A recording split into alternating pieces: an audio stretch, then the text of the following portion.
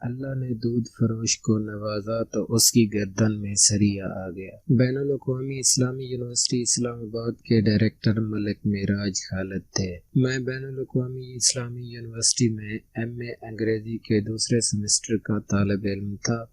University نے فیسوں میں 2% اضافہ کر دیا۔ میں نے ملک معراج خالد کے خلاف ایک مقامی روزنامے میں کالم لکھ دیا۔ میں نے لکھا کہ ایک دودھ بیچنے والا ڈائریکٹر بن جاتا ہے تو اس کی گردن میں سریا آ جاتا ہے اور وہ اپنا ماضی بھول جاتا ہے۔ یاد نہیں اور کیا کچھ لکھا، لیکن وہ بہت ہی نامعقول تحریر تھی۔ اگلے روز میں کلاس میں پہنچا تو ہیڈ آف دی ڈپارٹمنٹ جناب SM رؤوف صاحب نے مجھے اپنے دفتر میں بلا کر کھا جانے والی نظروں سے دیکھتے ہوئے کہا کہ تمہیں ڈائریکٹر صاحب نے طلب کیا ہے۔ مجھے خوب یاد ہے جب میں ان کے کمرے سے نکل کر جا رہا تھا تو انہوں نے غصے سے کہا، gentleman go and face the music. خیر، میں ڈائریکٹر آفس کی جانب چل پڑا اور راستے میں ہی یہی سوچتا رہا کہ یہ تو طے ہے آج یونیورسٹی میں میرا آخری دن ہے، لیکن سوال یہ ہے کہ آج یونیورسٹی سے نکالا جاؤں گا تو گھر والوں سے کیا بہانہ بناؤں گا کہ کیوں نکالا گیا۔ وہاں پہنچا تو ڈائریکٹر کے PS اسماعیل صاحب کو بتایا، میرا نام آصف محمود ہے، مجھے ڈائریکٹر صاحب نے بلایا ہے۔ مجھے شدید حیرت ہوئی جب اسماعیل کے اسپاٹ چہرے پر مسکراہٹ دوڑ گئی اور کہنے لگا،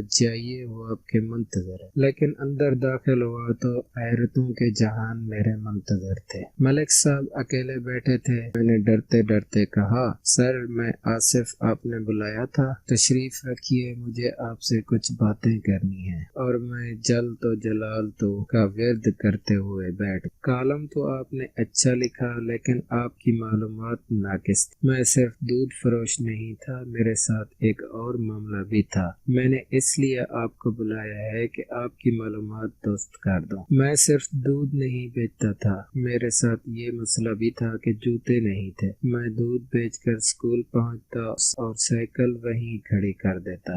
گھر میں جوتوں کا ایک ہی جوڑا تھا جو والد صاحب کے زیر استعمال تھا۔ اس کا حل میں اور میرے ابا جی نے مل کر نکالا۔ ہمارے درمیان یہ طے ہوا کہ صبح میں یہ جوتے پہن کر جایا کروں گا اور جب میں واپس آ جاؤں تو یہی جوتے پہن کر ابا جی جو ہال میں جا کر بیٹھا کریں۔ اب ڈر تھا کہ سائیکل چلانے سے جوتا ٹوٹ نہ جائے، اس لیے میں انہیں سائیکل کے ساتھ لٹکا لیتا تھا۔ جب دودھ گھروں میں پہنچا کر کالج کے گیٹ کے پاس پہنچتا تو جوتا پہن لیتا، واپسی پر پھر سائیکل کے ساتھ لٹکا لیتا اور ننگے پاؤں سائیکل چلا کر گھر پہنچتا۔ ملک صاحب پھر خاموش ہو گئے۔ یہ دورانیہ خاصا طویل رہا، پھر مسکرائے اور کہنے لگے، سریے والی بات تم نے ٹھیک کہی، واقعی اللہ نے دودھ فروش کو نوازا تو اس کی گردن میں سریا آ گیا۔ بار بار دہراتے رہے، اللہ نے دودھ فروش کو نوازا لیکن اس کی گردن میں سریا آ گیا۔ پھر اسماعیل کو بلایا اور پوچھا کہ کیا قواعد و ضوابط کے مطابق فیس میں کیا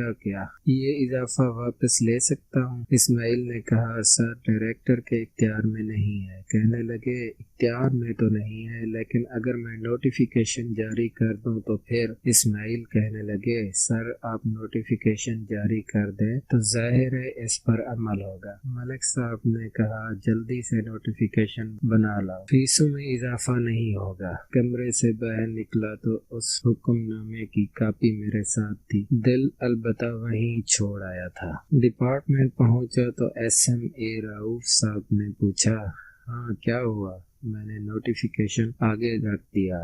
سر یہ ہوا۔ رؤوف صاحب کی آنکھوں میں جو حیرت تھی مجھے آج بھی یاد ہے۔ آج اگر کوئی مجھ سے پوچھے وائس چانسلر کیسا ہونا چاہیے تو میں کہوں گا اسے ملک معراج خالد جیسا ہونا چاہیے۔ آپ ملک کے اعلیٰ ترین عہدے پر فائز رہے، جب انتقال ہوا ایک کرائے کے مکان میں رہتے تھے۔ اللہ تعالیٰ ان کو جنت الفردوس میں اعلیٰ مقام عطا فرمائے، آمین۔